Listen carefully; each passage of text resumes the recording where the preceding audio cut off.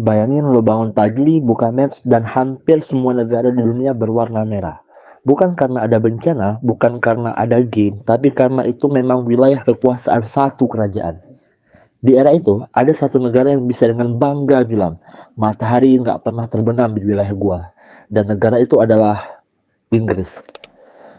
Antara tahun 1815 sampai 1914, hampir 100 tahun, dunia ini hidup dalam era yang disebut Pax Britannica, perdamaian ala Inggris. Tapi gimana caranya? Negara kecil di ujung Eropa bisa menguasai dunia. Dan pertanyaan yang lebih penting, damai yang mereka klaim itu, damai buat siapa? Hari ini kita bahas Pax Britannica. Gua perlu jelasin dulu kondisi dunia sebelum era ini. Bayangin Eropa di awal 1800-an, atau orang yang lagi on rampage, Napoleon Bonaparte. Dia udah naklukin hampir seluruh Eropa. Rusia kalah, Austria kalah, Spanyol kalah. Hampir semua kekuatan besar Eropa lagi babak belur. Tapi ada satu yang enggak, yaitu Inggris. Kenapa? Karena Inggris adalah pulau dan mereka punya armada laut terkuat di dunia. Napoleon bisa nguasain darat, tapi dia nggak bisa ngalahin lautan. Terus di tahun 1815, Napoleon akhirnya kalah di Waterloo. Perang besar berakhir, dan Inggris yang ekonominya tetap jalan selama perang karena perdagangan laut keluar sebagai kekuatan nomor satu di dunia. Dan dari sini era baru dimulai. Sekarang kita masuk ke inti pertanyaan. Kenapa Inggris? Kenapa bukan Prancis atau Rusia atau negara lain? Jawabannya ada di tiga hal yang bikin Inggris beda banget dari semua orang. Pertama, Royal Navy. Di era ini, siapa yang menguasai lautan, dia yang menguasai dunia. Dan Royal Navy Inggris itu literally nggak pernah ada tandingannya. Mereka punya kapal terbanyak, teknologi terbaik, dan sailor paling berpengalaman. Efeknya, semua jalur perdagangan di lautan otomatis diawasi Inggris. Mau ekspor kemana aja harus lewat jalur yang mereka kontrol. Yang kedua, revolusi industri. Inggris adalah negara pertama yang industrialisasi besar-besaran.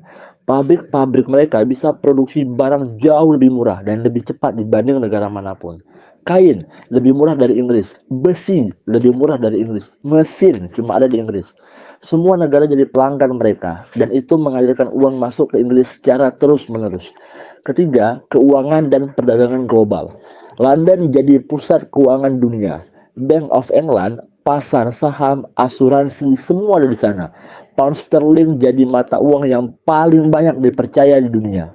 Inggris juga mendorong perdagangan bebas, bukan karena mereka idealis, tapi karena mereka yang paling diuntungkan dari sistem itu.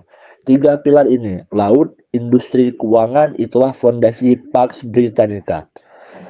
Oke, sekarang lo udah tahu kenapa Inggris itu kuat. Tapi apa sebenarnya yang dimaksud dengan Pax Britannica?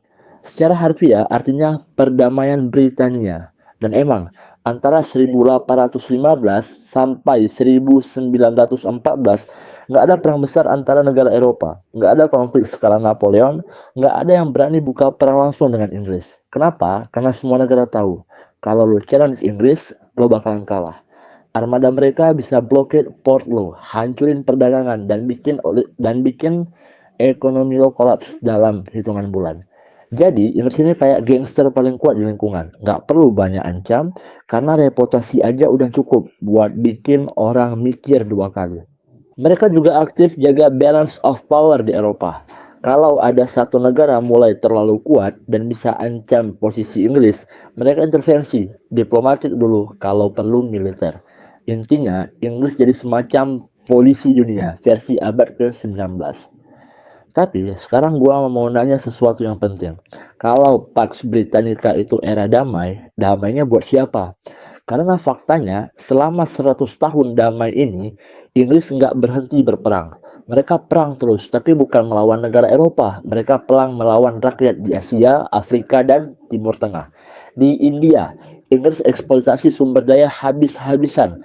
Ada kebijakan pangan yang bikin jutaan orang India mati kelaparan. Sementara beras dan gandum tetap diekspor ke Inggris. Di Afrika, mereka ikut dalam Scramble for Africa, pembagian benua Afrika seperti potong kue, tanpa tanya pendapat penduduknya sama sekali. Di Cina, perang opium. Inggris maksa Cina buat terima impor opium karena itu menguntungkan perdagangan mereka. Jutaan orang Cina kecanduan. Ini bukan damai, itu eksploitasi. Jadi ya Pax Britannica itu damai versi orang Eropa, dan buat orang-orang koloni, era ini adalah era penderitaan yang gak ada habisnya. Dan ini bukan sekedar opini, ini fakta sejarah yang sering banget dilupain kalau kita ngomongin kejayaan Inggris.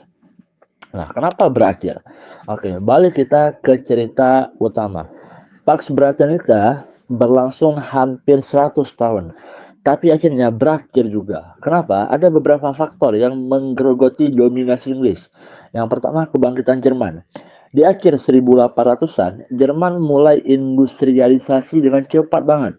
Bahkan dalam beberapa sektor mereka nyalip Inggris. Mereka juga mulai bangun angkatan laut yang serius, yang langsung dilihat Inggris sebagai ancaman eksistensial. Yang kedua, Amerika Serikat.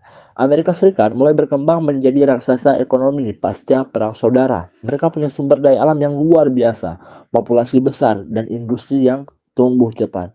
Yang ketiga, perlombaan senjata dan aliansi. Semua negara besar Eropa mulai buat aliansi dan nambah armada militer. Ketegangan meningkat, kepercayaan antar negara pun menurun. Dan semua ketegangan ini meledak di 1914 ketika Archduke Franz Ferdinand, pewaris tahta Austria, ditembak mati di Sarajevo. Perang Dunia I dimulai dan Pax Britannica berakhir. Jadi apa yang bisa kita pelajari dari semua ini? Pax Britannica ngajarin kita bahwa damai itu relatif. Damainya buat siapa, dibiayai oleh siapa, dan siapa yang bayar harganya. Ketika ada satu negara yang jadi dominan banget, entah itu Inggris dulu atau Amerika sekarang, selalu ada sisi gelap yang tersembunyi di balik stabilitas yang mereka tawarkan. Dan yang menarik, banyak yang nanya apakah kita sekarang sedang hidup di era Pax Americana, karena Amerika punya militer terkuat, ekonomi terbesar, dan dolar sebagai mata uang cadangan dunia. Sounds familiar, tapi itu cerita buat lain waktu.